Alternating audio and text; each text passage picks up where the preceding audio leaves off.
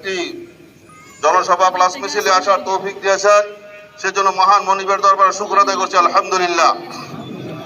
সম্মানিত আজকের এ সভার সম্মানিত সভাপতি, প্রধান অতিথি এবং আমার সামনে বিভিন্ন ইউনিয়নের নেতৃবৃন্দ, সকলের প্রতি রইল আমার সালাম, আসসালামু আলাইকুম ওয়া রাহমাতুল্লাহ।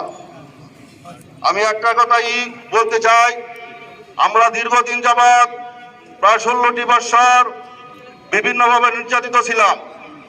আর এই জমিনে আল্লাহর আইন, সৎ লোকের শাসন, কোরআনের শাসন না থাকার কারণে আজকে আমাদের দেশের মধ্যে রন্ধে রন্ধে দুর্নীতি ঢুকেছে।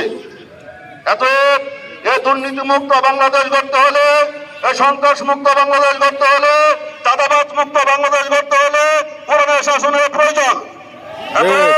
আমাদের কোরআনের শাসন কায়েম করে আমাদের একমাত্র উদ্দেশ্য। বাংলাদেশ জামাত ইসলামী